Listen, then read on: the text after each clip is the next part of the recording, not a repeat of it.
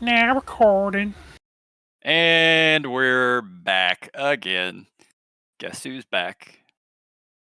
So, the best part about me delaying things sometimes, instead of recording on our normal day on Sunday and recording Is on that Monday. you have no choice no matter how you feel to do it on Monday? Well, no, but Monday always seems to be the day that they release information. So, sometimes we're a week late in talking about things, and sometimes Yeah, a lot of times. we are going to be spot on today. So I can't wait. So start the episode. I already have. I didn't know that they had released any news. But anyway, we're the Grumpy Dungeon Masters. We talk about all sorts of stupid stuff, mostly Dungeons and Dragons. But I'm Grumpy Dungeon Master Jay. My co-host is, this week Dick. is Grumpy Dungeon Master Christopher. Good to be back in my seat. Yep. So we're talking Dungeons and Dragons today. But first up, Well, some of us are. I'm talking a little bit D&D, but a lot of other stuff. Talking other hobbies as well. The side attachment to the first topic I have to talk about, is Lego. Okay. Did you see this? I didn't look at it. I just saw the picture, So they announced today with a couple of teaser images that they are making a big Lego themed sets all throughout the year. And the teaser image is a gelatinous cube that is full of Lego pieces, like a Lego sword, a Lego guy, skeleton guy. I have it in our podcast chat if you want to look at the links in Discord. It looks pretty cool. Lego always looks cool. Lego's awesome. It's worth more than gold. So it's awesome. I saw that picture and immediately thought it was just the gelatinous cube that I bought at Ollie's for $5 around Christmas time. No, that one's pretty cool. But this is a Lego set. There's going to be a lot of things. So all we've seen is this teaser image, and they announced that the other thing that's coming out is called the Dragon's Keep Journey's End set. Now, Dragon's Keep Journey's End was the grand prize winner in one of the Lego Ideas contests. Essentially, people can submit their own builds to Lego, and if they get enough votes, they get put into a contest, and the winner of the contest becomes an official set. All right. Cool. So there have been some things like Stranger Things. I think the Ghostbusters Ecto 1 was one of them that won one time. D&D did that back in the 90s with Eberron. Yeah, exactly. So in this case, there's the first link I linked was actually to the winning entry. And so it's basically part of a castle, a tavern, all made out of Lego, a dragon, a big dragon. Yeah, I'm looking at it right now. Yep. There's a Lego beholder. Yes, there is. And there's a bunch of little Lego minifigures. So it's another thing, another D&D mashup. Them Hasbro milking that IP for all it's worth. But that's what they need to do right now, so they make some money because they don't have any. Well, this set is being priced at $359.99. So $400 after tax. Let me say, for anybody right now who's saying, good God, that's expensive, I know a number of Lego people, and they will not bat an eye to pay that. Right. Like Lego people and fucking Warhammer players. They're like, oh, it's $800? Okay, let's do it. So they're also releasing a bunch of blind bags. They've been doing this for a while now. Blind bags that come with more advanced Lego figures. Like they usually will have a cloak or other accessories or something like that. They're $5 for the blind bag. There is they released a list. So these will be unique Lego figures that you can use. Hell, use them for your game. I have a few people in Adventures League that use the Lego figures for their characters. It honestly doesn't bother me. I think it kind of fits just right in. I mean, as long as they fit in that 5 foot square, that's really they do. They really fit in the 5 foot square. They kind of just blend right in. It's good. So the list of the blind bags are a Tiefling sorcerer with a red baby dragon, a gold dragonborn paladin with shield, Tasha the Witch Queen, With right. Cauldron, they misspelled it. It said Tasha the With Queen. With Queen. That's Mike Tyson saying it. Tasha the With Queen. A white Aarakocra Ranger with a dog. A Mind Flayer with an Intellect Devourer. Barbarian, a Dwarf Barbarian with an axe. Strahd von Zarovich with sword. A Githyanki Warlock with knife. A Halfling Druid with a bird. A Halfling Bard with a lute. The Lady of Pain with cube. And last but not least, Zastam with skull. Huh. So, 3 very big name characters, a big name monster. Mind Flayer minis, man, are expensive. They're like $10 a pop for an unpainted one. Oh yeah. Huh. And there's not very many. A couple sets have them. A couple of the board games have them, and that's usually the ones that are $10. Just they pull it right out of that board game. Yeah. There's not many Mind Flayers. So getting a Mind Flayer Lego figure with an Intellect Devourer, that's 2 monsters for $5. That's an amazing deal. Well, you said it's a blind bag though, so you might have to pull 30 of them to get the one you want. I'll buy 30 of them. But I'm saying, like, at the end of the day, Intellect Devourer is also a very expensive mini. Mind Flayers are very expensive mini. If you happen to get this, you get 2 in that one bag. Zastam, I don't know how it's going to look. It's just going to look like a red wizard lich. So I don't know. Yeah. But the rest of them are pretty cool. Gold Dragonborns are. I'm curious to see what that one will look like. But overall, I'm actually quite excited for this. I love Lego. I love putting Lego stuff together. Am I gonna drop $360 for this set? I don't know. Like, I don't know how far I'll buy some blind bags. If I see blind bags, I'm buying them. But yeah, I don't know how far I'm going to go for a Lego set. Yeah, what you're asking yourself is, would you drop $350+ to get a Beholder Lego? Like, that's really what you're asking. No, I won't. I mean, the Beholder Lego honestly isn't the coolest part of that, and I have a lot of Beholders. Like, if I'm going to spend $360 to get a Beholder, I can get another collector set. I can get a couple more Xanathars. I can get the better Xanathar figure. There's a lot there. Even with dragons, I can buy a lot of dragons. Yeah, but it's a Lego one. Yeah, but it's a small piece of a big set, and it's just, honestly, I'm not impressed by that Lego Beholder that they have there. Yeah, see, you're not one of those Lego heads. You're much more of a miniatures collector than a Lego fanatic. We got to come up. There's got to be a proper term for what you call somebody like that. A Legoic? Yeah, a Legoic. Fango? So since we're on the topic of miniatures, I wanted to bring up the whole Tomb of Annihilation. Oh, that set is amazing. So Wizkids apparently is releasing the Tomb of Annihilation complete set, Icons of the Realm. Mm-hmm. And it's available in stores in June. I don't have a price on it, but I think it's $225. Oh, it's cheaper than I thought. I thought it was about $300. It was estimated to be about $300, but it's coming out now at $225. Okay. And it's literally all the miniatures that are in Tomb of Annihilation, the whole thing.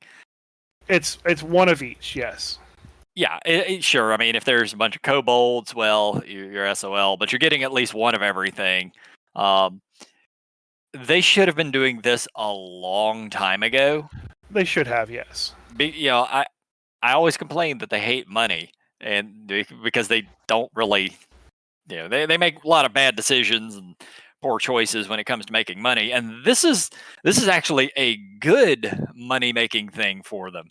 I still think they should probably have gone up to that 300 value and given you multiples of a lot of the little, I don't know what all's in Tomb of Annihilation, but if there's a whole bunch of kobolds, give them 5 kobolds. If there's a whole bunch of goblins, give them 5 goblins. So stores are selling it for $225. Wizkids has it for $300 right now. Oh, okay. So I put both links in our podcast chat on our Discord if you want to look at it. It does show all the minis that are a part of it. So just kind of going through the minis real quick. There's a couple set pieces throughout Tomb of Annihilation that need more description, if to have something. So like the green demon face from Tomb of Horrors, that's back in Tomb of Annihilation. They have a wall with that face on it, so that's perfect. There's a couple of like coffins that matter throughout Tomb of Annihilation, rubbles, traps. They have miniatures for all those things, which is really cool. There's also nice spike trap and flame trap and oh yeah, like I'm probably buying this set. That's why I would spend my $300 on, because the having those traps and being able to put them down. Like I have a couple cardboard tiles from 4th edition that I always keep on me for that exact reason. So being able to put that down and say, okay, now this is a spike trap that appeared on the floor is fantastic. And now that they're minis, even better for me. They have the mirror because the mirror is a big encounter within Tomb of Annihilation. The Juggernaut rolling thing is in there. There's a bunch of invisible variants of monsters. I saw a red cap. There's a red cap. So they have the demon that's outside Tomb of Annihilation. They have a lot of the bigger monsters as well. Can't remember the exact names of all the monsters that they had on there. See, do they have it listed? No. No, of course not. So they have like a red cap. They have one of each of the skeletons that are needed because there's like a key in a skeleton. So there's a room full of skeletons. You got to kill them. You got to take their skulls. Their skulls are the keys. So they have a unique model for each of those. They have a couple, I guess, heroes and adventurers, a couple tabaxis, and a couple other monsters that show up throughout the figure. Of course, there's Asarak. But there's no aboleth, if I'm correct. Yeah, there's no aboleth, and there's no dead baby thing at the end of the dungeon. Like that's not there. But they have Asarak, which is a big part of it. Oh, you mean the not Asarak? Yeah. I can't remember the thing. Yeah, the dead baby god. Yeah, dead baby god. They don't have a figure for that, or at least they haven't shown it. Atropol. They didn't show it. So like, kind of like, if you were about to run somebody through the tomb, I think this is worth. It does say there's 66 pre-painted miniature and 14 dungeon dressings.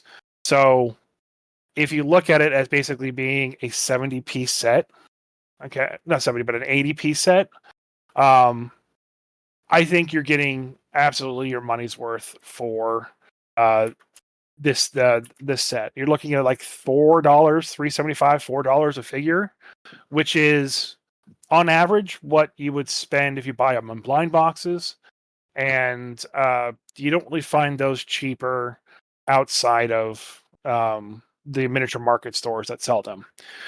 You have been able in the past to buy collector's editions of each of the sets that come out. That's what I was going to talk about, because I just noticed those. Those really aren't worth the price point. God, no, unless like $750. Well, they're $800. You get one of everything. Okay, that's expensive. Though. 300 is a reasonable price, but well, you get one of everything from the set. So, like, if you look at the Ravenloft one, you get the big, huge figure. So that albino purple worm that's there, that's an $80 figure. All right, and so you get one of everything. So you get the $80 for that. Well, I did. I used it. It killed the party. I never would even consider paying $80 for that mini. But so like for the Ravenloft, if you're running late Ravenloft, buying the collector's edition, if you have 800, I think it's worth it because you do get every NPC that you would need, and you get one of every monster. I would rather just buy the blind boxes and get lucky. You like gambling. I can't take you to Vegas. Well, it's not that I like gambling. It's just like, so here's what I do. I go to the store, I pick up a blind box, and I feel how much it weighs. If it's heavy, I know there's a large figure inside. Okay? I usually know what the large figures are of a set. So if it's heavy and I want a large figure, like if I wanted the plant monster from Ravenloft, that green guy, I can't remember the name of that one either. Jesus, I can't remember the name of anything. But it makes like humanoid clones, and it's a big bad. Yeah. So like if I wanted that, I would basically heft up all the boxes until I found one that's heavy, and I'm pretty much guaranteed to get one of the big minis. Um, And the it's still gambling. It's it's just still you have gambling, a little more control over it a little that more way. control, But but I don't find them useful other than getting the one. So I check them. Okay, this one's heavy, this one's heavy, this one's heavy, this one's light. I know there are going to be a bunch of smaller figures in that one, and I usually will buy the light ones. So I mean, I don't think it's worth 800. I think at least the Ravenloft box wasn't worth 800. The Fizzband's Treasury of Dragons, I think that one was absolutely worth the 750 they have it priced at, because it comes with a bunch of dragons, including one with an eyeball in its mouth, which is really that's weird. an eye drake. Yeah, that's a Beholder dragon. So you get 5 gargantuan figures there. 1, 2, 3, 4, 8 extra large figures. This one was worth it because they came with a premium box, which came with the bigger figures, and the normal blind boxes, which came with everything else.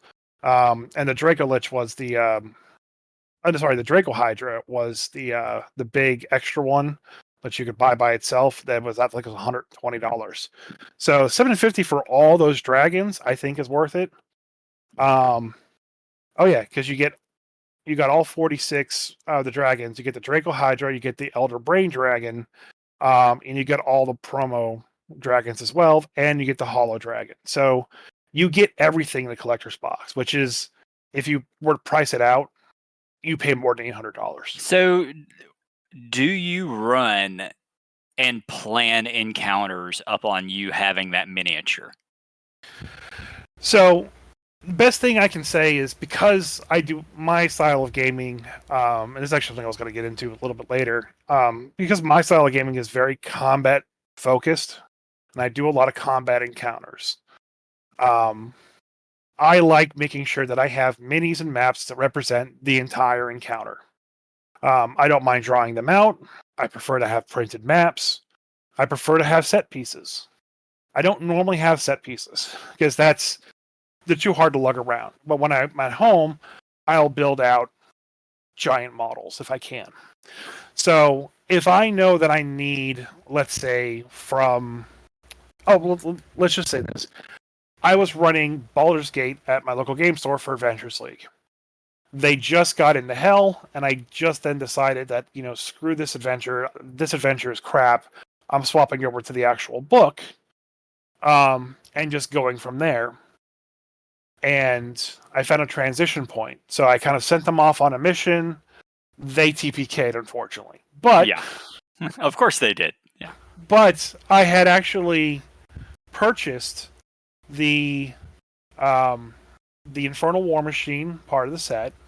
I had purchased the Yongo BBEG that they would fight, because there's like multiple endings for the set into Avernus, and one of them is basically fighting the Yongo Demon Lord, and basically stopping the null threat, which basically you use it as a favor to basically let El Trio back up. So I had basically bought all those minis and bought a bunch of nulls that I knew I would need ahead of time. I also needed to get some more imps, and I needed to get some more of the Infernal Legion, so I bought a bunch of those minis, and basically had bought them all and had them all, and then they freaking TPK'd. So I like buying the minis that match what I need. So I don't mind buying the blind boxes and kind of like adding to the collection. The bigger ones, unfortunately, if I get them in a poll, great, but I may not use them. Yeah, I guess since you tend to run modules that are already printed, you can easily just say, well, this is what I'm going to need if I'm going to run this thing, and just kind of get those minis. Yeah. But so when I used the albino purple worm, that was during the Spelljammer campaign. I saw that they had to fight some giant centipede monster. Mm-hmm. I didn't have a giant centipede mini. But you had a purple worm. So rather than run it as is, you okay. What I did is I went to the game store and it's like, set everything up, and I walked over and said, "Hey, I'm buying this. I got to use it real quick." So I opened the box, sat down, dropped it on the table, and that was a centipede monster. All right, here's your $100. I need this right now. I've done that a couple times at the game store. I'm lucky to at least be financially secure that I can do that. Yeah. And I don't do that often. I did it once with when we played through Rime of the Frost Maiden, because there was the random encounter where you come across an ancient white dragon. Well, the ancient white dragon was sitting right behind me, so I basically just took her off the shelf, ripped the box open, just slammed her down on the table. It's like, you see this. And the part that everyone at the table shit themselves. Yeah. Now the one nice thing, at least I can say, is that you're not likely to lose the value. Not like you're ever going to sell the minis, but these things probably will hold value for a good long while. Just using the worm mini, how many people actually own that thing? Probably not a hell of a lot of people. Right. So, 10 years down the road, if you needed money or wanted to get rid of it, it's going to be worth the whatever you paid for it, probably, or close to that, if not 3 times that. So miniatures that are out of the box, like big miniatures like that are out of the box, pretty much maintain their sticker price. Yeah. They don't go up. If they're in the box, they go up. Yep. Singular minis. It's just collector's market, how that goes. Right. Singular minis, depending on what the monster is, can go for about $5 to $6 now. 10 for the more needed ones. And if you're playing, let's say, like Ram the Frostmaiden, and you want to buy the Frostmaiden miniature, she's $50. Yeah. So nobody's going to give a shit about a Kobold mini, but you get a... Well, Kobold minis are actually kind of funny because the Wing Kobold, there was only one printing of a Wing Kobold for the longest time. Mm-hmm. And that mini was uncommon and about $40 to $50. Really? Because he was the only Wing mini. Since then, there have been like the Kobold Tribal Pack that came out, which is like $40 for a bunch of minis, and there was a Wing Kobold in there. There was a quote-unquote Wing Kobold in Frostmaiden, even though it wasn't a Wing Kobold. It was, someone pretending to be a Kobold with wings. Mm-hmm. But it still worked for that. So there have been more Wing Kobolds printed since then, and so they've kind of dropped about $20. So unique figures like that, like the Mind Flayer and like the Intellect Devourer, those go for more. But you don't need more than one Mind Flayer, kind of, too. So, unless you're running 5 of them. Well, yeah.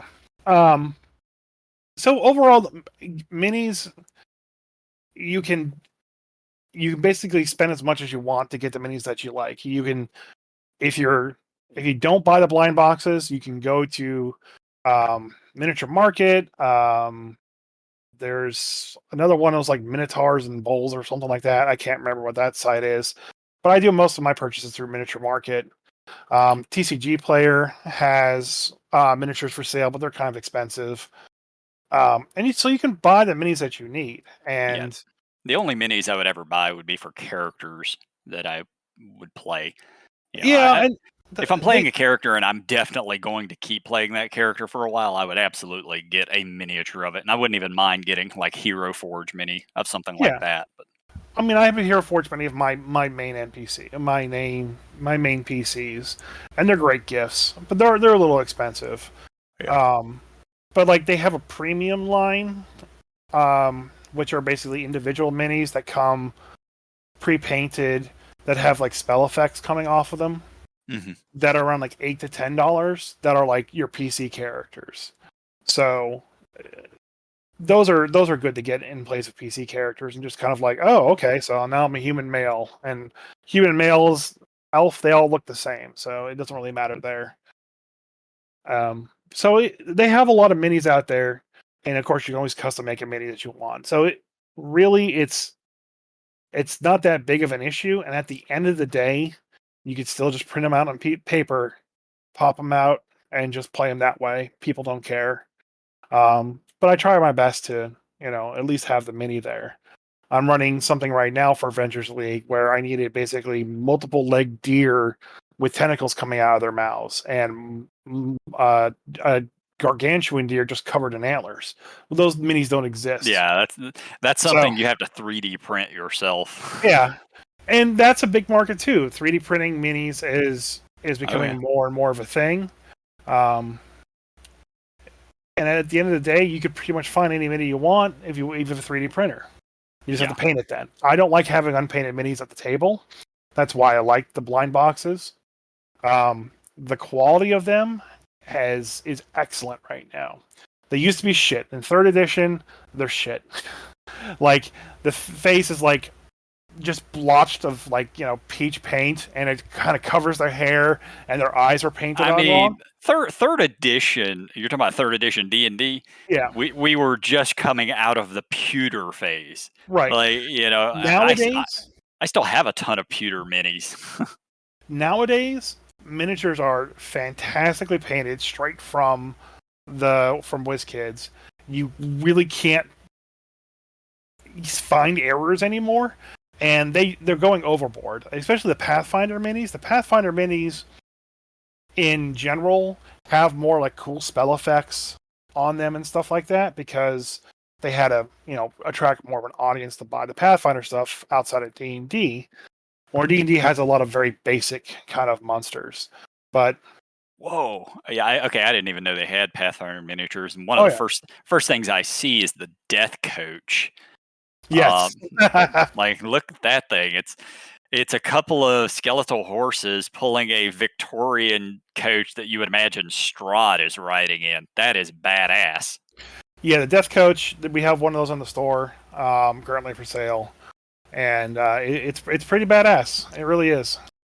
Like Um, that's a miniature I would buy. I would probably never use it, but I would buy it.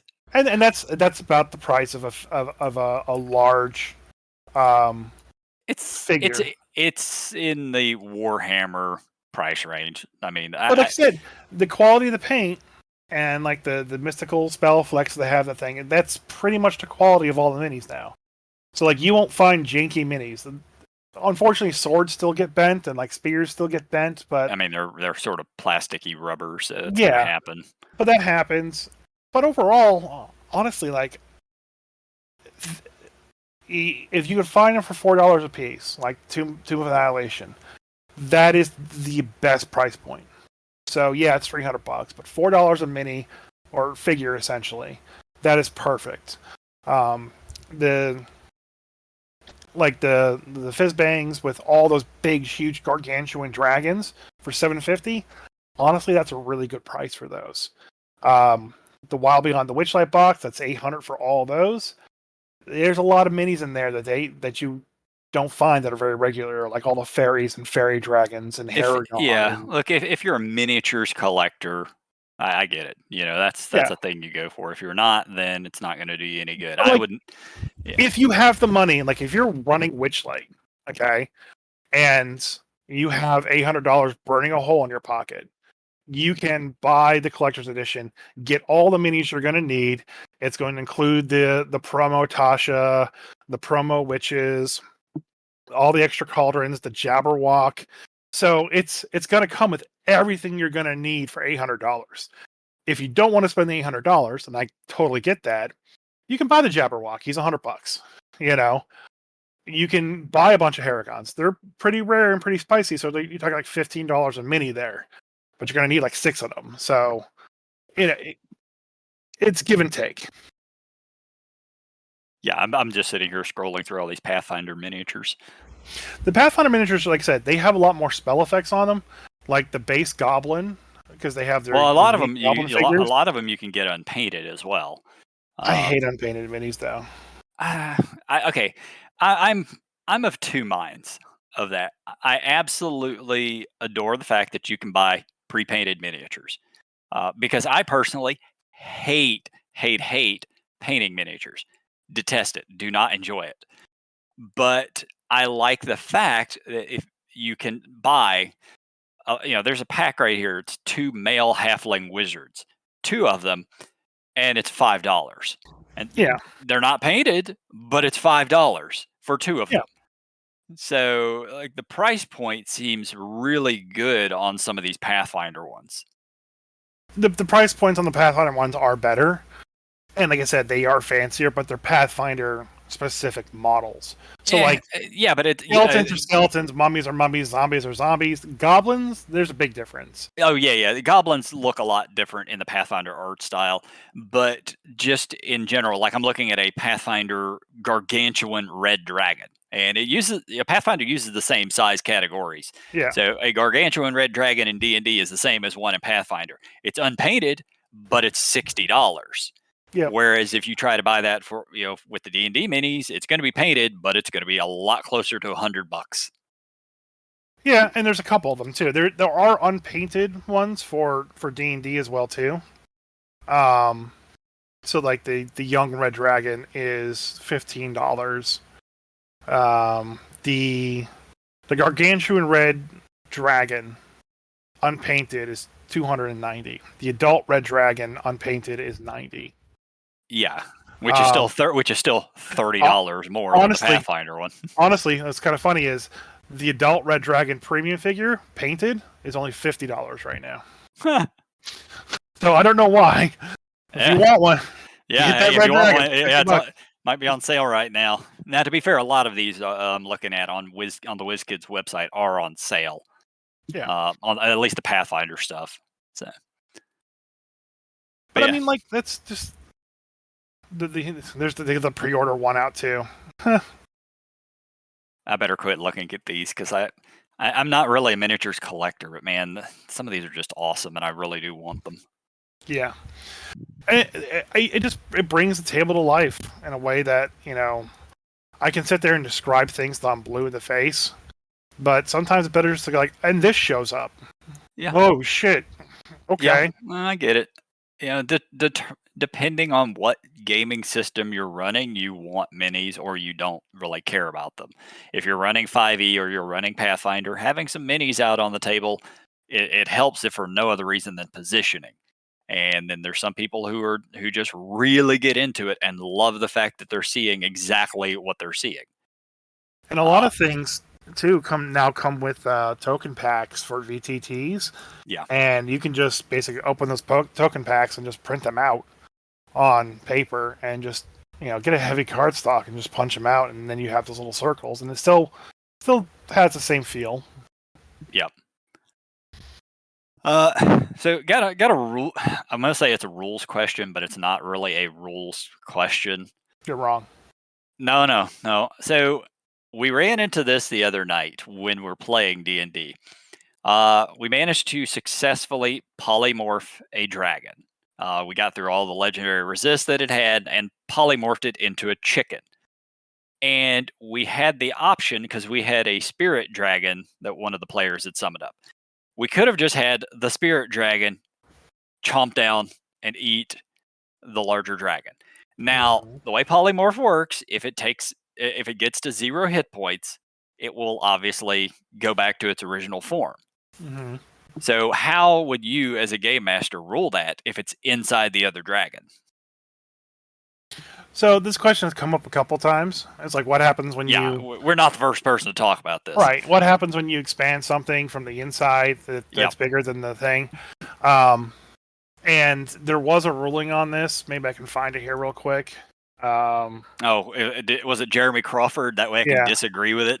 Yeah, it was. He's wrong. I'm just getting it out of the way now. This might take you a little bit to find because it's kind of an esoteric question that I'm just dropping on you now. All right, so I can't find it. Oh well. So I know there was some ruling on it, and essentially it was, and this is just my vague recollection of what was discussed. Yeah. It was that the creature would, if a dragon ate another dragon as a chicken, and then it swallowed and hit the stomach, and they took acid damage, and it died and started to expand again, the other creature would basically make a con save or take bludgeoning damage while they vomit up the other creature. So they wouldn't explode or anything like that. So that was the poor answer for that equation. Seems like a reasonable answer. Yeah.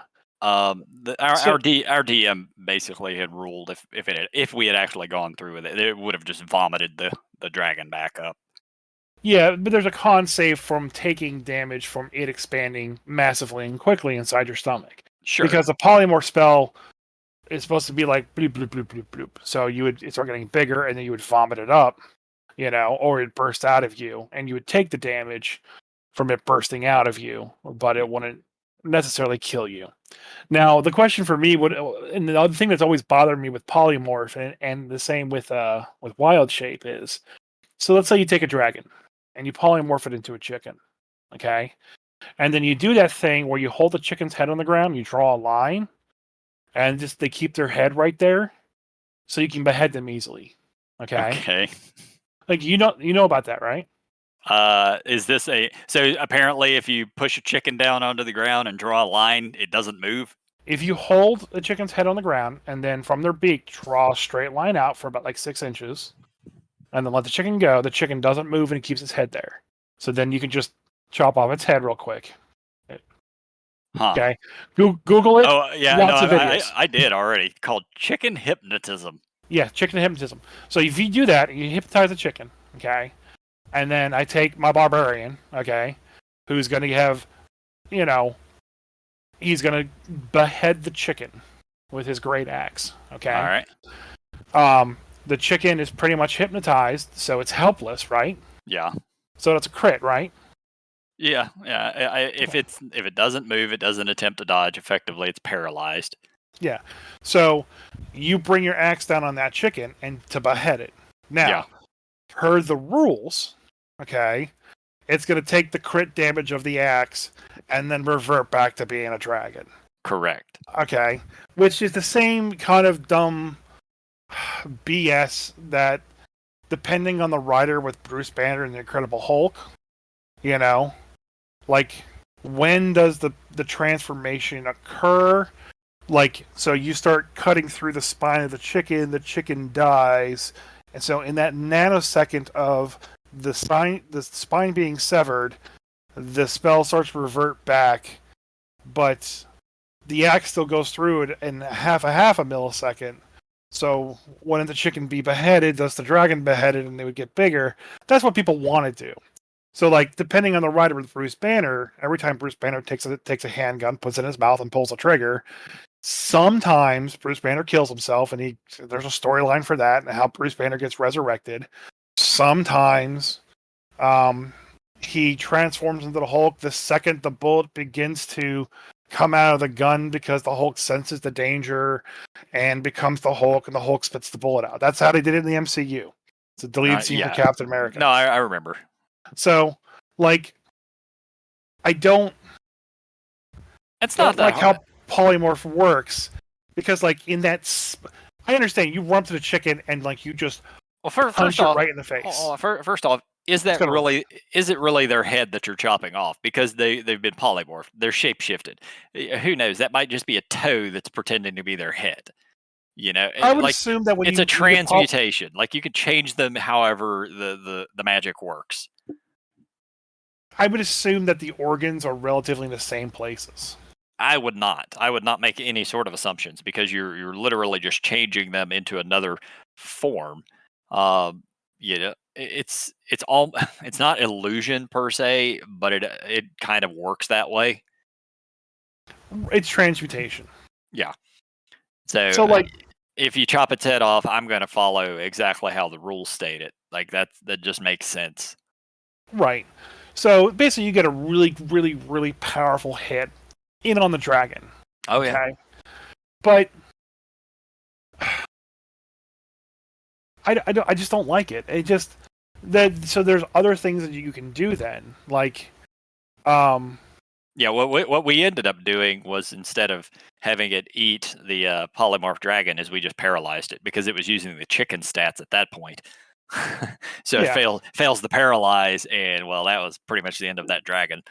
the only fun workaround, okay, and this is kind of like where I kind of would say, okay, you behead that dragon, and that dragon dies, is because it's when it reverts to 0 hit points, the excess damage carries over. But if you take an effect that basically says, and if your hit points are reduced to 0, you die. Okay, and then you have the other statement says that if you like power word kill, if your hit points are lower than 100, you just straight die. Oh yeah. So when you become a chicken, your hit points yeah. are less than 100, so you use power word kill, and you're just dead. So yeah, and it does. It's not a damaging thing. It literally just says you die if you have a less than 100. So that absolutely works. Polymorph.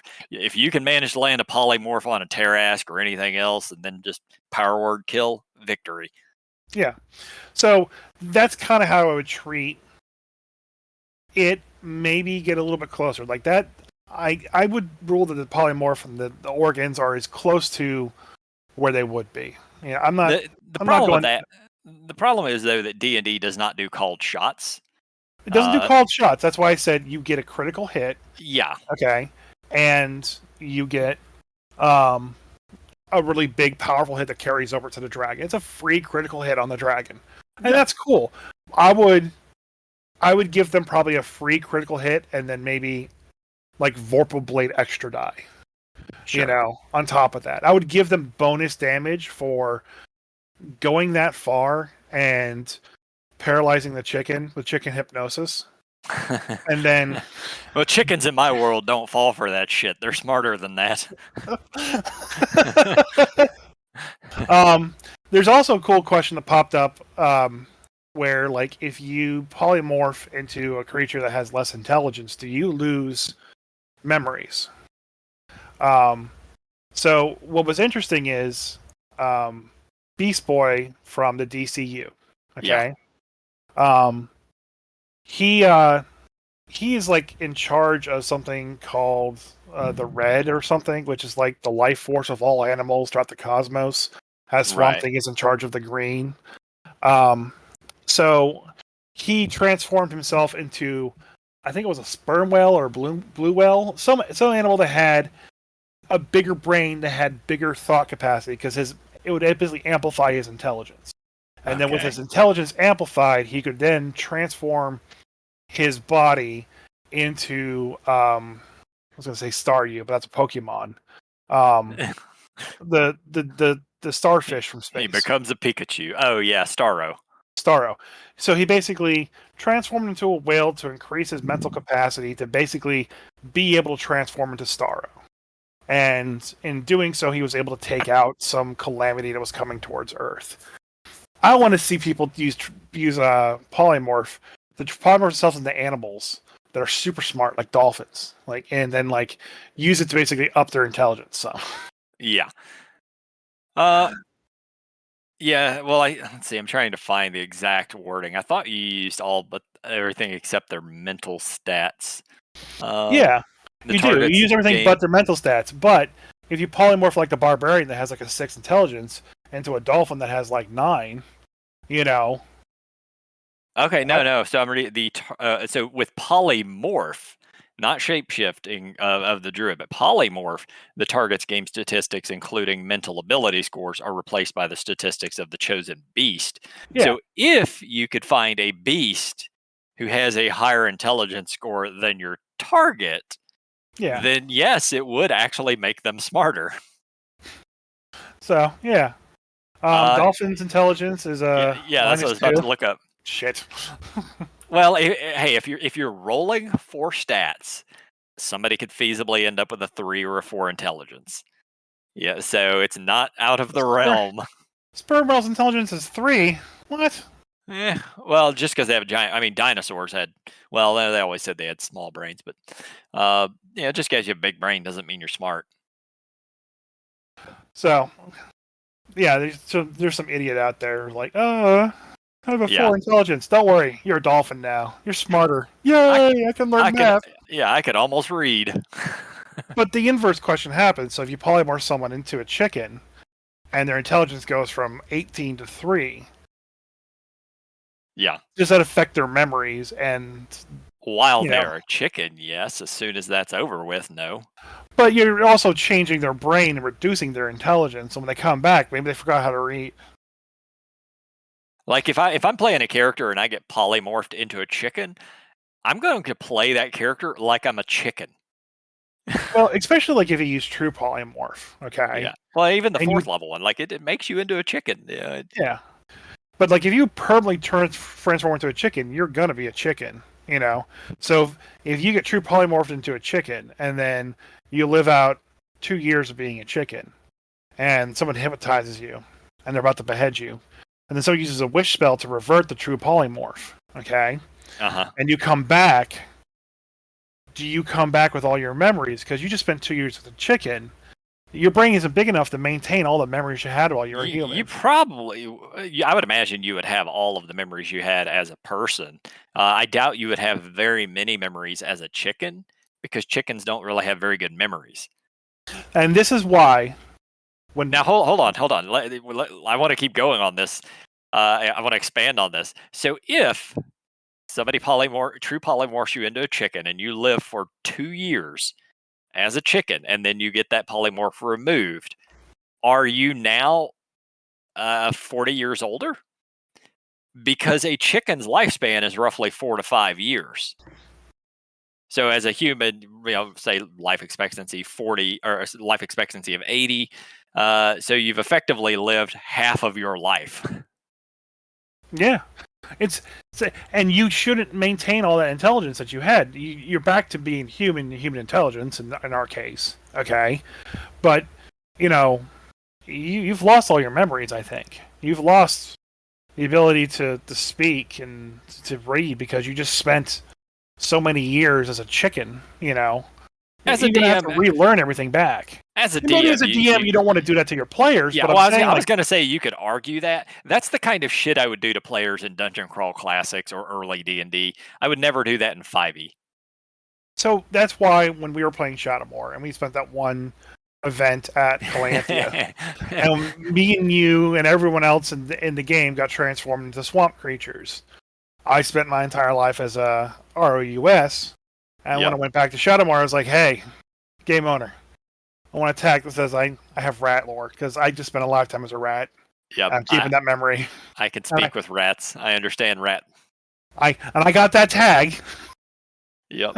and it's my favorite thing in the game. You know, so at least from the Shadowmoor perspective, we know that you maintain all your memories both before and after. So Yeah. if that question ever comes up, I have evidence to show that you maintain. We've done this before in another role playing game that totally has nothing to do with D&D. But Yeah, I'm like, it's interesting questions of like you could a DM can house rule it either way and have a lot these of are fun with it. these are the kind of things that make tabletop role playing great. You can always just do exactly what the rules say and just ignore any of the other weird stuff.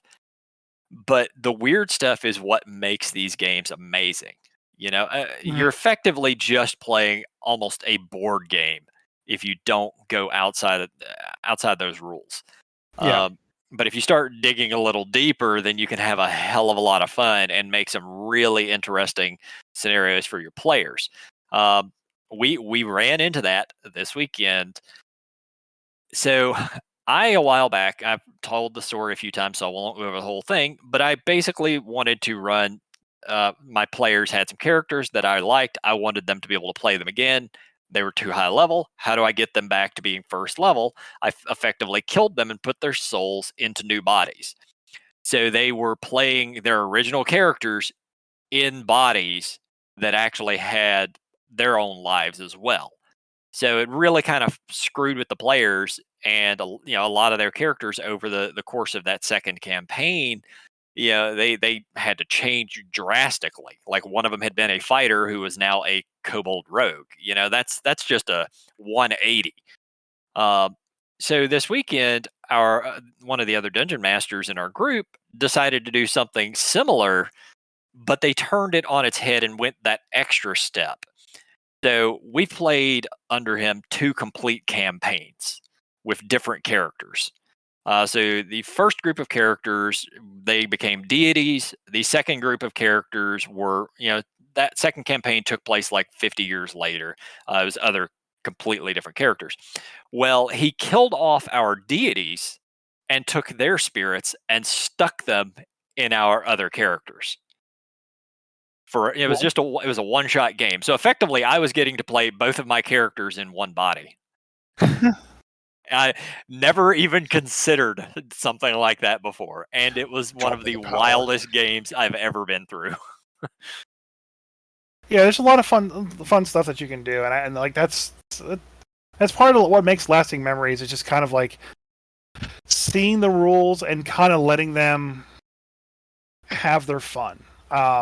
And I have a good example of this. Actually, it happened this weekend. So we're still working through Waterdeep, and we've had a lot of player swap in and out recently. And one of our Shadowmoor friends is playing in my game now. Mm-hmm. Well, actually, two of them are, but and he created a character and been playing it. I don't really have much of a backstory with him, and we kind of talked a little bit before the game started, and he's like, "Hey, I built a character as a charisma rogue to talk a lot, and that's just not working out well. What can we do to fix that problem?" I feel like I'm the only melee person, and everyone else is ranged, so I'm taking a lot of damage. And I was like, well, we did have someone re-roll recently as a paladin tank, so let's give it a few. Don't change your class yet, but your stats are so low because you rolled them and you kept them, and we're all just waiting for this guy to die horribly because his stats are so low. Mm-hmm. And it's amazing when you get close and somehow you're always sneaking out through the skin of your teeth. So I don't want to ruin that, but at the same time, I want you to have fun because I know I have a very combat heavy game. So I upped his dex by 2, from 14 to 16. Okay. So now he's 16 dex, 16 charisma, and it already worked a lot better. He actually got some better armor and everything, blah, blah, blah. Yeah. Well, one of the reasons he got a better armor is he hasn't given me a backstory. And we've been doing a lot of backstory stuff right now while they're kind of planning out how to raid a dungeon in Waterdeep.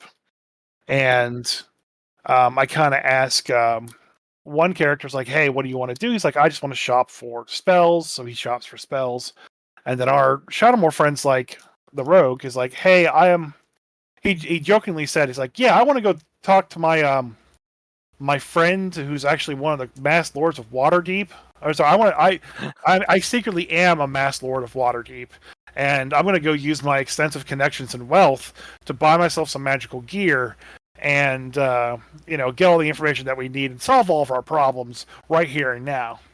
And I laughed because he hadn't made up his backstory yet, but I was like, you know what? Screw it. Roll a D100 right now. And in the back of my mind, it says if he rolls 100, he is a Masked Lord of Waterdeep. Yeah, a Masked Lord of Waterdeep.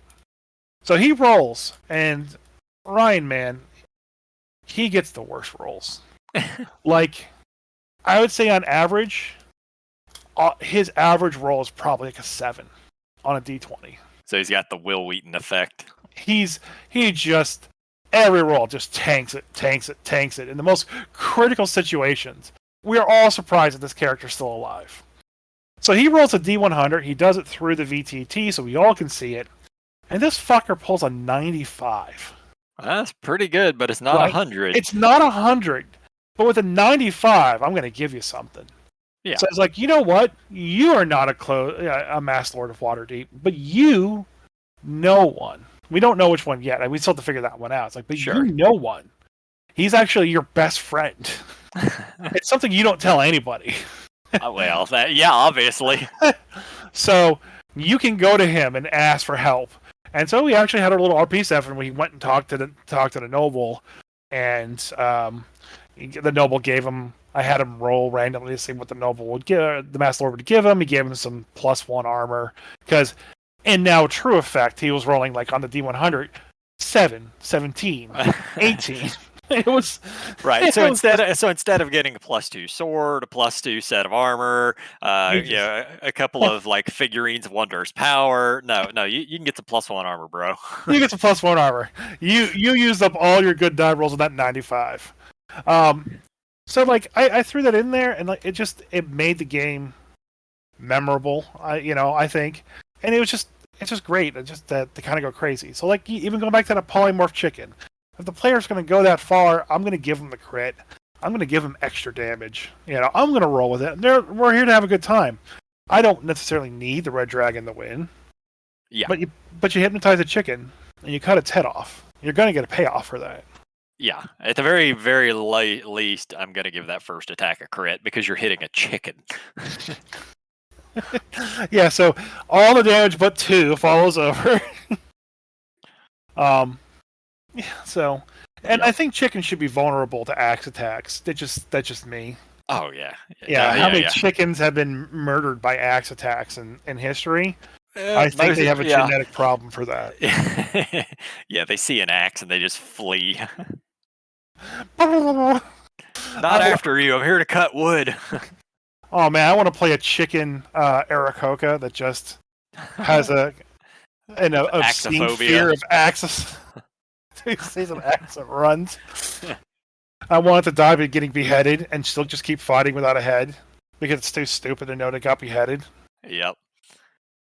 I've seen that video. I've seen that video on Google, and that was weird, man. What? Oh yeah, the chicken's running around with a head cut off. No, this chicken got beheaded. Okay, look, chickens get beheaded; they run around. Yeah. But there's a video where the guy cut off a chicken's head, and the chicken didn't run around. It just started walking around like it was normal, like it was just a normal day.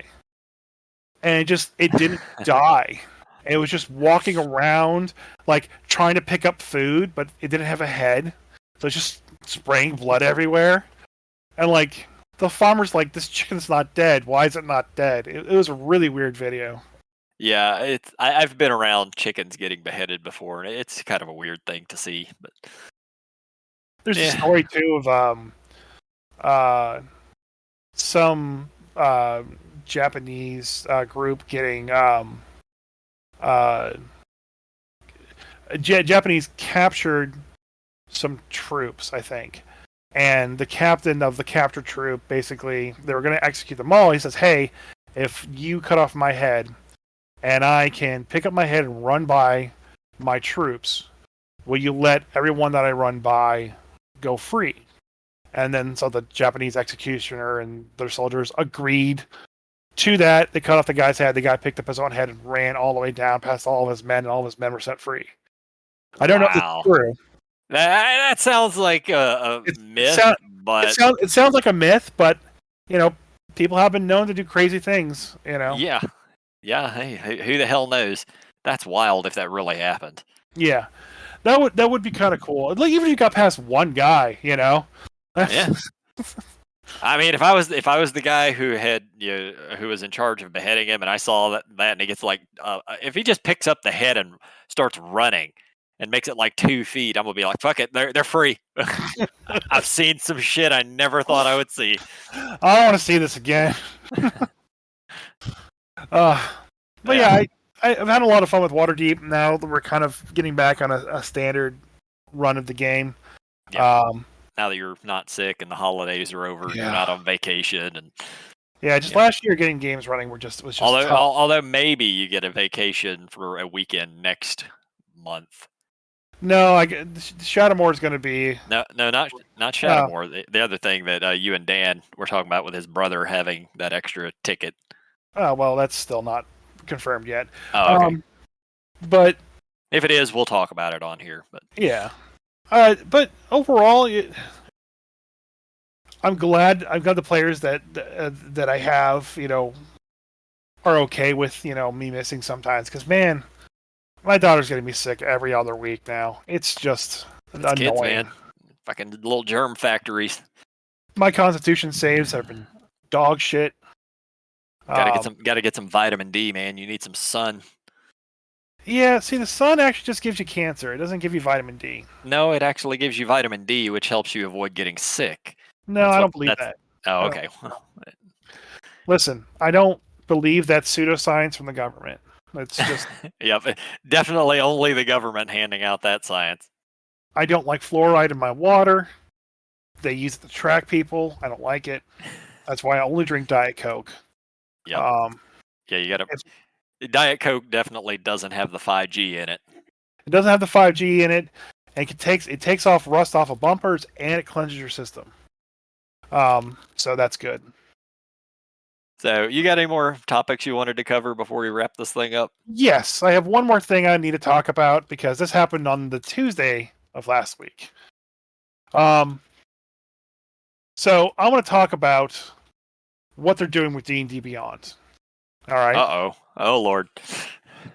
So we talked a little while ago about the new books that are coming out, The Lair of Atharis, The Dungeons of Darkhelm, and getting a couple other third-party sources to basically put their books up on D&D Beyond. Okay. It's amazing. It's awesome. They should be doing that more. I hope they do it more. Oh, absolutely. But last Tuesday, they announced that my product of the year for 2023 is going to be up on D&D Beyond now. Oh, wait. So the product that you thought was the best product. Yes. Which one was that? I'm trying to remember which one that was. It was the Humblewood box set. Oh, yeah, that's right. So that is correct. Humblewood from Hit Point Press, the campaign, all their upcoming campaigns as well, and all their monster manuals and all their stuff that they're doing are all coming out on D&D Beyond. Currently, the base campaign set is up there now, but they are including all the other things that they are working on as well. I watched a couple videos on it, and they pretty much got all the Hit Point Press library in. Can you still buy the Humblewood for $10? Oh yeah, they still have it up for $10. So not only are you getting the campaign setting and all the monster manuals that come with the Humblewood setting, they're also putting up in their VTT, their maps thing. So all the maps are going up in the VTT as well. That is fantastic. It is. They're finally doing stuff that should be good. Yeah, well, this is stuff that they should have been doing a long time ago, and I don't know why they're getting around to it now. Maybe it's just they feel like they're almost ready for their own thing to come out. More likely, though, it's just we need money. So I know that in the Wizards architecture, there are a couple people who did not like D&D Beyond as a product. They didn't like the fact that they had a license. They didn't like the fact that a third party owned it, and they just didn't like D&D Beyond at all. Mm-hmm. So they were very avoiding of all online products. Okay, and I believe through some rumors and through some firings and that they happened recently, that the person that was kind of being the stick in the mud about D&D Beyond is no longer has influence over the D&D Beyond decisions, especially since it got purchased. Yeah, so that could be. There was rumor that he got once the purchase went through. It was like, well, what's he going to think about it? And the rumor was that he doesn't have any influence on it now because it's now our product. D&D Beyond is ours, as in Wotc's. Yeah. And now that they're expanding everything, I've seen Perkins and Crawford talk about it, and they're all on board with this stuff. Yeah, of course they would be. Yeah, I'm glad it's on there. Like, I'm not saying all 5e products need to be up there.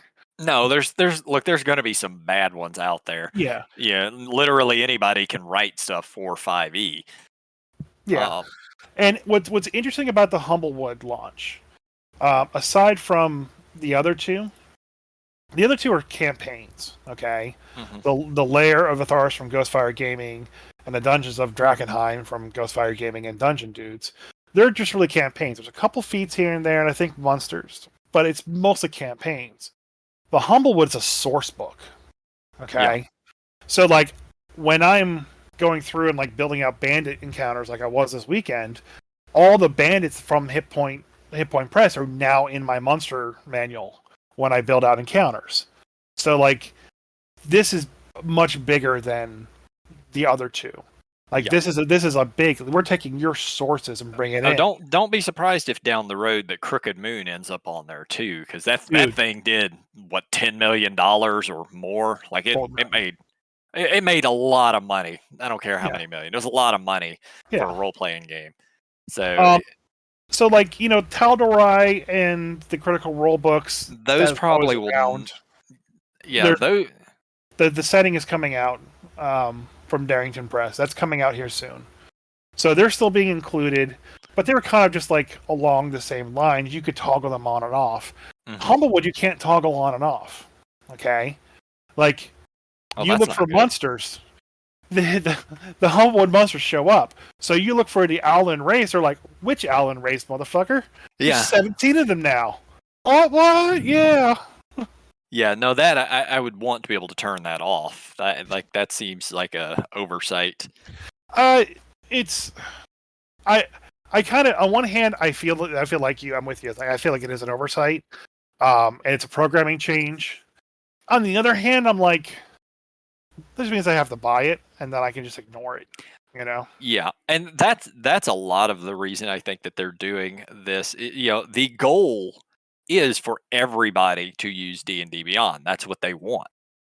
But yeah, like they want everybody using their D&D Beyond. They want everybody subscribed to it, and that's their long term goal. So just throwing more stuff on there, getting Crooked Moon on there at some point, getting Humble Bundle or Humblewood. Like the more shit they get on there, the more Yeah. people are going to keep subscribing to it, Yeah. and it just keeps making them free money because they don't have to do much of it.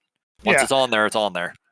I really think that there's a couple products out there that really, there's a couple companies out there that really have soured with their products recently and need to kind of take a step back and just kind of hang out for a little bit, let other people who are more passionate and less influenced by bigger boardroom members, to let more passionate people take the reins on creating things.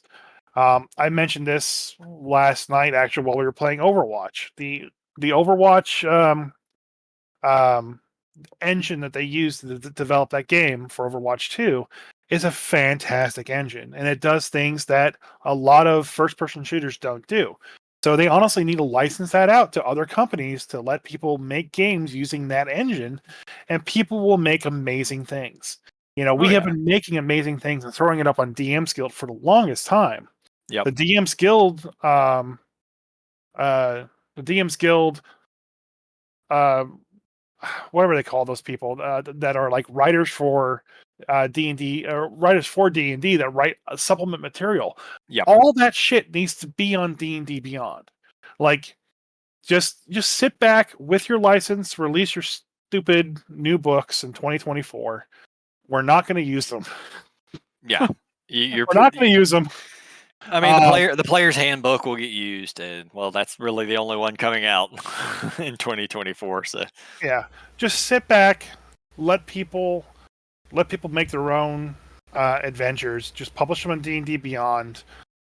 Give us some idea of, like, you know, the stories you want to see, and just put stuff up there, even if it conflicts. Like Ghostfire Gaming and their Spelljammer setting, their Spelljammer's better than yours.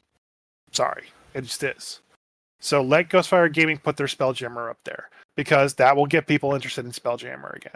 yeah, You know, your Humblewood, that is probably the best intro for people playing D&D right now. Like, if they're younger, that's the product I point them to, you know. Yep. So they have a good product now. D&D Beyond is great. Just capitalize on it. Make some money, sit back, wait for Hasbro to implode, and then live off of Wotc. they'll live off of Wotc. Yep. Because that's literally what they're already doing. Like Hasbro lost $1 billion in 3 months. That's a lot of money. Or Hasbro. All the IPs they have. I understand toys aren't selling. I get that. No one wants toys. I can't get my daughter to play with a fucking toy for the life of me. Why play with toys when you have video games? I mean, even the toys that she asked for. I got that stupid Polly Pocket Mansion thing from whatever Dr. Seuss cartoon she saw. It was a Christmas gift she wanted. She played with it once. You know? It's just tablet and Roblox for her. Yep. That's what you're competing with. Stop making toys. Toys are only for people that are nostalgic, and Yeah, toys are for collectors. yeah. That's pretty much it. And from my understanding, because my buddy Mike, he is big into Transformers. The vast majority of the Transformers they put out are just trash right now. The only good ones are generally from Japan. Mhm. Yeah, like they're from secondary companies. They're not actually from Hasbro. Yeah. So, Hasbro, you just need to chill. You're 3 years ago, you said you wanted to double your 5 billion business to 10, and right now you're at like 2. So, Yeah, you've lost half of it, not gained half of it. oh, they must have read that memo upside down. Oh. Yeah, turn it the other way around. All right, All that's right. all that I got today. Yeah, yeah. Anything else I wanted to talk about, we'll just do it next week. Nothing else important. So, All right, all right. Thanks for listening, guys. And let me figure out how to get us out of here. ranch over. Yeah, ranch over. We're out. Bye, Craig.